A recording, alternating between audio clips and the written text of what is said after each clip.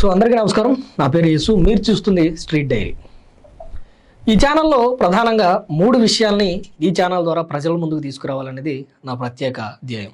అందులో ప్రధానంగా street dairy అన్న ఈ పేరుకి ప్రధాన కారణం ఏంటి అంటే, స్ట్రీట్ సైడ్ అంటే మనం రోజువారీ జీవితంలో మనం గుడికి వెళ్ళేటప్పుడు కానివ్వండి, స్కూల్కి వెళ్ళేటప్పుడు కానివ్వండి, కాలేజ్కి వెళ్ళేటప్పుడు కానివ్వండి, లేదంటే ఆఫీస్కి వెళ్ళేటప్పుడు కానివ్వండి, ఏదైనా పని మీద వేరే ఊరు వెళ్ళేటప్పుడు కానివ్వండి, ఇలాంటి పరిస్థితుల్లో మనకి రోడ్ సైడ్ భిక్షాటన చేస్తూ కనిపించేటువంటి ఎంతోమందిని మన రోజువారీ జీవితంలో చూస్తూనే ఉంటాం.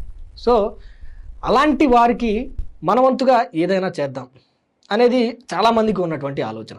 ఇది ఒక ఎత్తు అయితే, చాలామందిలో ఉండేటువంటి థాట్ ఏంటి అంటే, ఇది ఒక ఈజీ లైఫ్. అంటే ఇలా భిక్షాటన చేస్తూ బ్రతకటం అనేది చాలా ఈజీ. రోజువారీ జీవితంలో ఇలా కష్టపడకుండా, మనం ఏ పని చేయకుండా ఇలా బతకొచ్చు అని వాళ్ళు డిసైడ్ అన్నట్టుగా వీరి మనసులో అనుకుంటూ ఉంటారు. అసలు ప్రధానంగా పుట్టుకతో ఎవరు భిక్షాటన చేయరు, ఎవరు భిక్షగాలుగా పుట్టరు. వారికి ఉన్నటువంటి టెన్షన్స్, వారికి ఉన్నటువంటి కుటుంబ మానసిక పరిస్థితులే ఈ విధంగా అవ్వటానికి, ఈ విధంగా మారటానికి దారితీస్తాయి. అసలు ఆ పరిస్థితుల్ని వెలికి తీసే ప్రయత్నం ఇప్పటివరకు ఎవరూ చేయలేదు.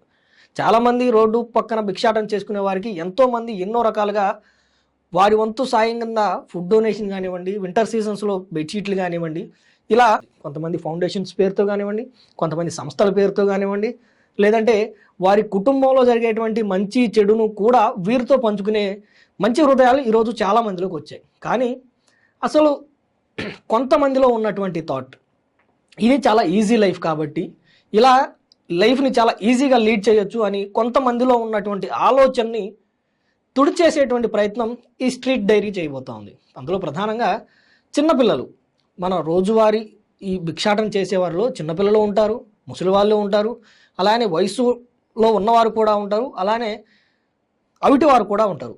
అసలు ఎవరు ఎలా ఉన్నప్పటికీ, వాళ్ళు చిన్నపిల్లలు అయినప్పటికీ, ముసలివారు అయినప్పటికీ, వికలాంగులైనప్పటికీ, వాళ్ళు అసలు అలా మారటానికి కారణం ఏంటి, వారి భిక్షాటన వెనుక ఉన్నటువంటి చేదు నిజం ఏమిటి అనేది ఈ స్ట్రీట్ డైరీ ద్వారా మీ ముందుకు తీసుకురావాలనేది ఒక చిన్న ప్రయత్నం.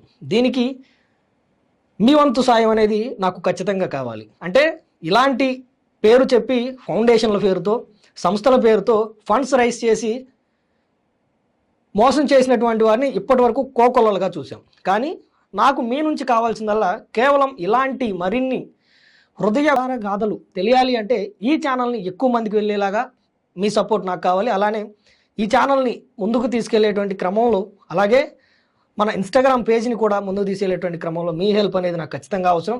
మనం చేసేటువంటి ముందు చేసేటువంటి స్టోరీస్ మీ వరకు రావాలి అంటే ఖచ్చితంగా మన ఛానల్ని సబ్స్క్రైబ్ చేయండి. ఇలాంటి కథలు, ఇలాంటి స్టోరీస్ ఇంకా చాలామందికి అందాలి అంటే ఖచ్చితంగా మన వీడియోని లైక్ చేసి, షేర్ చేసి, మన ఇన్స్టాగ్రామ్ పేజ్ని కూడా ఫాలో అవుతారని మనస్ఫూర్తిగా కోరుకుంటూ, ప్రధానంగా ఈ ప్రయత్నంలో ఇలాంటి స్టోరీలు విన్న తర్వాత ప్రధానంగా వయోవృద్ధుల దగ్గర నుంచి మనం ప్రథమ ప్రాధాన్యత, అదే చిన్నపిల్లల దగ్గర నుంచి మన ప్రథమ ప్రాధాన్యత. ఇందులో వయోవృద్ధులు వారు పడుతున్నటువంటి కష్టాన్ని, వారు గతంలో వారు వయసులో ఉన్నప్పుడు వారి పిల్లల కోసం చేసినటువంటి త్యాగాల్ని, వాళ్ళ పిల్లల కోసం పడ్డటువంటి కష్టాల్ని ఇందులో ఎక్స్ప్లోర్ చేయడం అనేది ప్రధాన ధ్యేయం. ఎందుకు అంటే ఈ విధంగా ఎక్స్ప్లోర్ చేయడం వల్ల మరొకరు వారి తల్లిదండ్రులను రోడ్డు మీద విడిచిపెట్టేటువంటి ప్రయత్నం అయినా కనీసం 10 మందిలో ఒక్కరికైనా వస్తుందనేది ఇది మా చిన్న ప్రయత్నం.